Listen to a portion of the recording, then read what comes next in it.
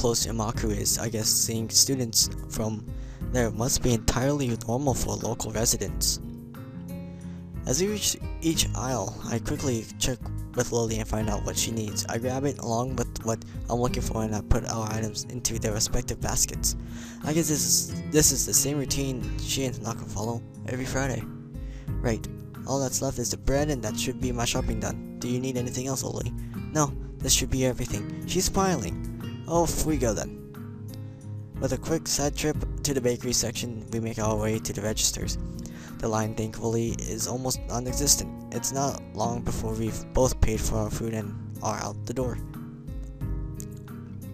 Look at the night sky. It's beautiful. As Lily retrieves her cane and extends it to full length, I waste a minute looking upwards at the sky while holding both our bags. For a moment, I tried to make clouds with my breath, but the sun's heat doesn't seem to cooperate. Eventually, she rights herself, taking a quick stretch before taking her bag and leaving me to my tube. You tired as well? The festival preparations have been complete chaos. She's even breathing down my neck doesn't exactly help at things either. Hey, she's only trying to get everything organized. Better now than later, right? I suppose I'm going to enjoy relaxing in town tomorrow, that's for certain. I guess the festival preparations must be taking the toll on both of them. We walk out into this quiet street, talking between ourselves as we carry our bags of food and supplies from the store. Wait, what's that? I notice a very distinctive figure making its way towards us, silhouetted by the street lamps. For a second, I think it's another male student from my class, but as he, or should I say she, gets closer, I recognize her quickly. Oh, hello. Oh, no, not you again. Rin, what are you doing out here so late? Rin? Lily pricks her head, looking like she's trying to focus on listening more keenly. It suddenly comes to me that I should probably interpret the scene for her. It's Rin Tezuka. I think was her last name from our school. She stiffens at the name and gives it complicated looking expression. It's something like like a forced fusion of a composed smile and a painful cringe. Yeah. I understand. I guess Lily knows Rin too. Rin tends to look at us, looking terribly out of it. I'm not entirely sure if she recognizes either of us, or at least she doesn't acknowledge it if she does. She looks like a zombie, or a statue of a zombie. Well, nice interpretation. Hisao. Punk.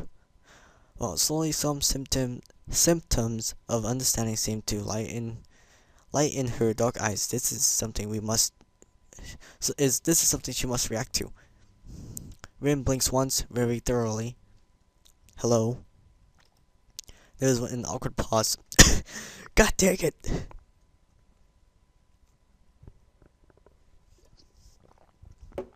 Everyone waiting for someone else to say something. What are you doing here this late? ... I was wondering about that myself too just now. Oh my god, some people asked that just before. I assumed they were wondering the same. I didn't know. They didn't know either. I asked, that's why I'm wondering. So that was pretty much it. It's a murder mystery without a murder. They were going that way. She turns facing to her right in order to demonstrate the direction of other people went to, as if that was important, then rotates back with a mechanical puppet in one of those overly complicated clockworks. For a person who gives an impression of being the quiet type, Rin really does use a lot of words to say things that don't need a lot to be said. Unsure if she's finished, I say nothing. Neither does Lily, who seems equally robbed of words for the same being. I think the both of us... My bad. Both of us are in fact just scared that any response might provoke her to continue.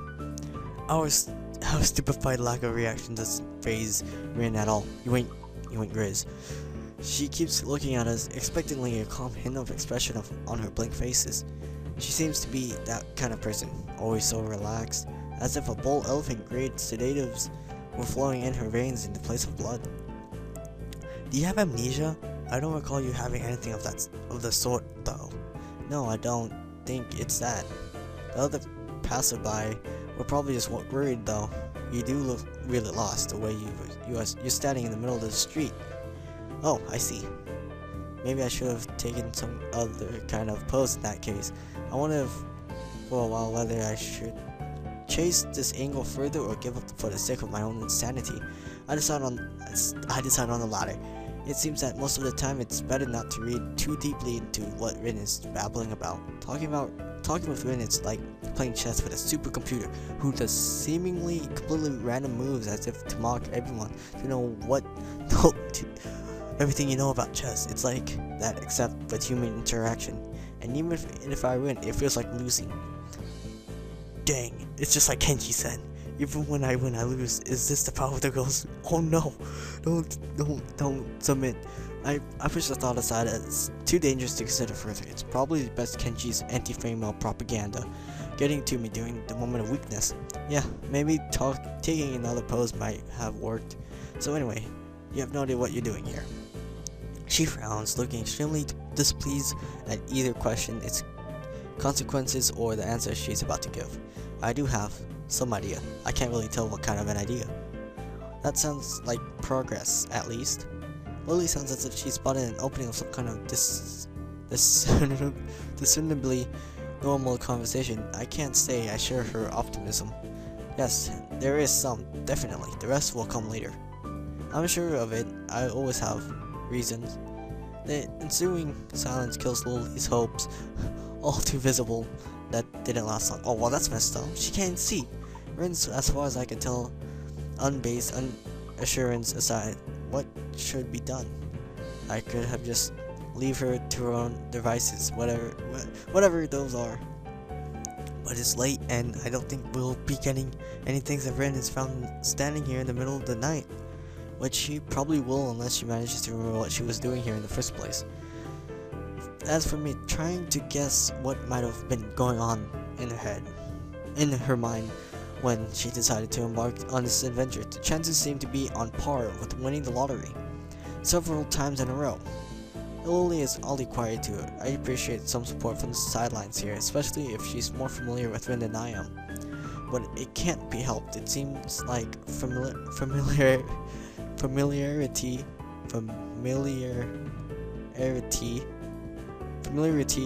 I guess that's how you pronounce it. With Rin, it's exactly why she's staying subdued. So I assume you were going somewhere, not coming back to the school. Any idea where? Her eyes widen in shock, and she jolts back in somewhat artificial way, making it seem like an act rehearsed for a situation like this. Are you a mind reader? Is that your disability? How you? Oh no! What? Why would you think that? You knew what I was doing. It was just an educated guess. We walked the same street in the other direction just before to get to the store. If you were going to school, we would have met you on the way. Oh. She looks like a little disappointed. Like Kenji, Rin appears quick to jump to completely irrational conclusions. Maybe it's something in the water here. I make a mental note to stock up on soft drinks. You know, that is the second time this week that someone asked me if I was a mind reader. Do I really give off that impression? Rin shrugs her shoulders, which is all the answer I get. You know, maybe you should come with us back to the school. Lily interjects just as I'm about to further debunk my alleged mind-reading capabilities. She sounds rather concerned, the paper-thin smile on her face badly disguising that fact. Maybe she came to the same conclusion as I did. For everyone's sake, I decided to let the mind-reading topic drop as it's entirely insane now. Anyway, yeah, Lily's right. If you can't remember, there's no point of staying here. Rin considers that this rather simple deduction for a moment, then nods. Okay. God, that was whoa, look at that moon! We start towards the school again, having wasted way more time than necessary with this episode. Oh, well, yeah. Thanks for breaking the fourth wall again, punk. Freaking Hisao. Rin walks along the edge of the sidewalk in her arrhythmic way, looking like a mix of sleepwalker and rope dancer, while Lily keeps one hand on my shoulder, tapping at the ground with her cane. Tap, step, step, tap.